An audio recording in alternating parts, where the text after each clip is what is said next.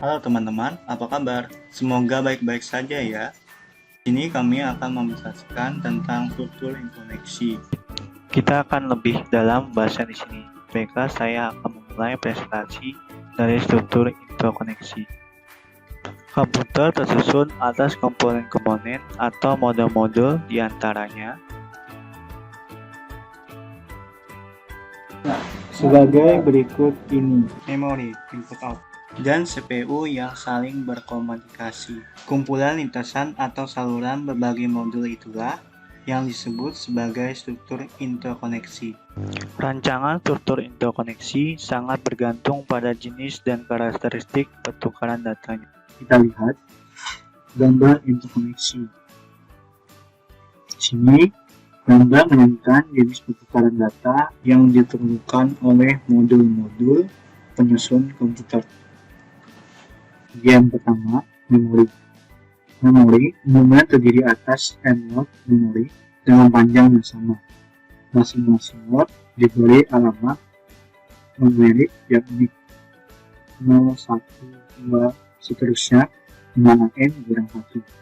Lot dapat dibaca maupun ditulis pada memori dengan kode read and write. Operasi bagi operasi dispesifikasikan oleh alamat. Bagian kedua, modul input-output. Operasi input-output adalah pertukaran data dari dan ke dalam komputer. Berdasarkan pandangan internal, modul input-output dipandang sebagai sebuah memori dengan operasi pembacaan dan penulisan. Seperti telah dijelaskan, modul input-output dapat mengontrol lebih dari sebuah perangkat peripheral. Modul input-output juga dapat mengirim sinyal interrupt. Bagian ketiga, CPU. CPU berfungsi sebagai pusat pengolahan dan eksekusi data berdasarkan rutin program yang diberikan padanya. CPU mengendalikan seluruh sistem komputer, sehingga sebagai konsekuensinya memiliki koneksi ke seluruh modul yang menjadi bagian sistem komputer. Dari jenis pertukaran data yang diperlukan modul-modul komputer, maka struktur interkoneksi harus mendukung perpindahan data berikut. Pertama, memori ke CPU. CPU melakukan pembacaan data maupun instruksi dari memori. Kedua, CPU ke memori. CPU melakukan penyimpanan atau penulisan data ke memori. 3. Input-output ke CPU. CPU membaca data dari peripheral melalui modul input-output. 4. CPU ke input-output. CPU mengirim data ke perangkat peripheral melalui modul input-output. Kelima, input-output ke memori atau dari memori digunakan pada sistem DMA.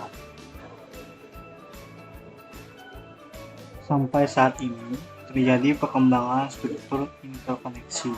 Namun, yang banyak digunakan saat ini adalah sistem bus. Sistem bus ada yang digunakan secara tunggal dan ada secara jamak, tergantung karakteristik sistemnya.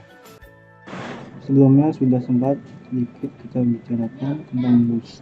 Nah, sekarang kita akan lebih dalam membahas tentang bus. Bus merupakan lintasan komunikasi yang menghubungkan dua atau lebih komputer.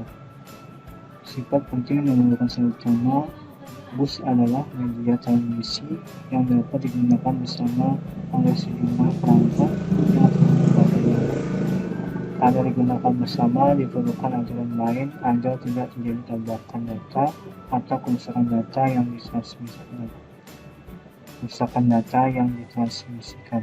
Walaupun digunakan bersama, namun dalam satu waktu hanya ada sebuah perangkat yang dapat menggunakan bus.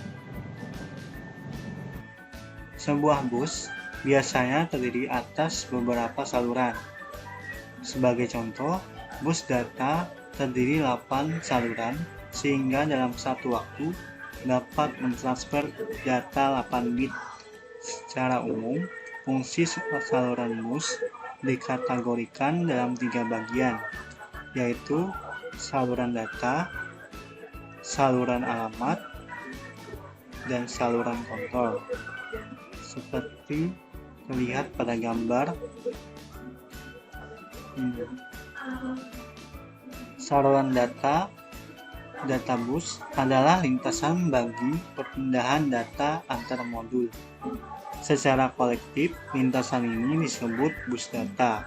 Umumnya, jumlah saluran terkait dengan panjang watt, misalnya 8, 16, 32 saluran, dengan tujuan agar mentransfer watt dalam sekali waktu. Jumlah saluran dalam bus data dikatakan lebar bus dengan satuan bit, misal lebar bus 16 bit. Saluran alamat address bus digunakan untuk menspesifikasi sumber dan tujuan data pada bus data. Saluran ini digunakan untuk mengirim alamat watt pada memori yang akan diakses CPU. Juga digunakan untuk saluran alamat perangkat modul komputer saat CPU mengakses suatu modul. Perlu diketahui, semua peralatan yang terhubung dengan sistem komputer agar dapat diakses harus memiliki alamat. Semisal, mengakses port input-output, maka port input-output harus memiliki alamat hardware-nya. Saluran kontrol bus digunakan untuk mengontrol bus data, bus alamat, dan seluruh modul yang ada.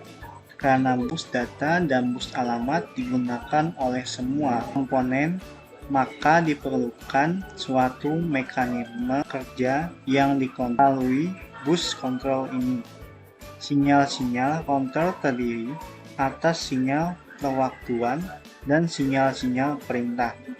Sinyal perwaktuan menandakan validitas data dan alamat, sedangkan sinyal perintah berfungsi membentuk suatu operasi. Secara umum, saluran kontrol meliputi 1. Memori write. Memerintah data pada bus akan dituliskan ke dalam lokasi alamat. 2. Memory read. Memindahkan data dari lokasi alamat ditempatkan pada bus data. Ketiga, input-output write. Memerintahkan data pada bus dikirim ke lokasi port input-output. Keempat, input-output read. Memerintahkan data dari port input-output ditempatkan pada bus data. Kelima, transfer ACK. Menunjukkan data telah diterima dari bus atau data telah ditempatkan pada bus. 6. Bus request. Menunjukkan bahwa modul memerlukan kontrol bus. Ke-7. Bus grant. Menunjukkan modul yang melakukan request telah diberi hak mengontrol bus. 8. Interrupt request. Menandakan adanya penangguhan interupsi dari modul. 9. Interrupt ACK. Menunjukkan penangguhan interupsi telah diketahui CPU. 10. Clock control untuk sinkronisasi operasi antar modul. 11. Reset. Digunakan untuk menginisialisasi seluruh modul.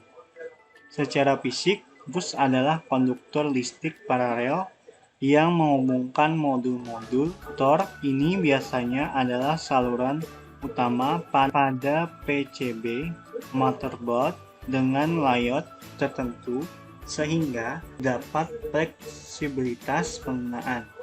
Untuk modul input-output biasanya dibuat slot bus yang mudah dipasang dan dilepas, seperti slot PCI dan ISA. Sedangkan untuk chip akan terhubung melalui pinnya. Prinsip operasi bus adalah sebagai berikut. Operasi mengirim data ke modul lainnya. 1. Meminta penggunaan bus.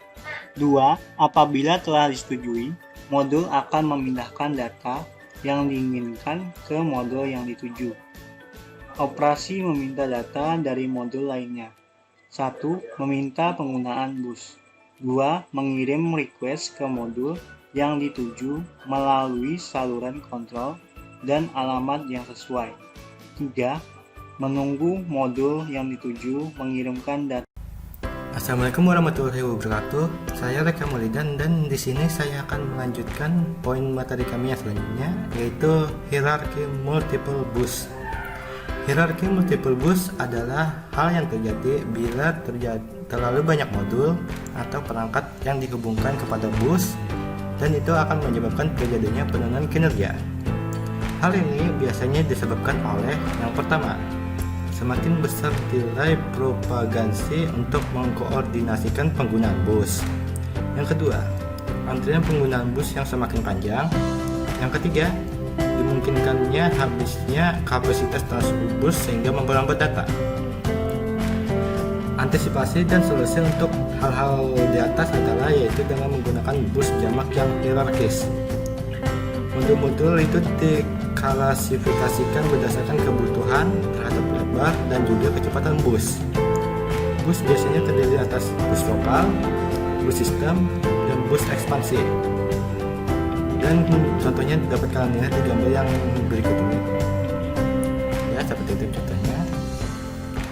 Selanjutnya, poin selanjutnya adalah tentang elemen perancangan bus.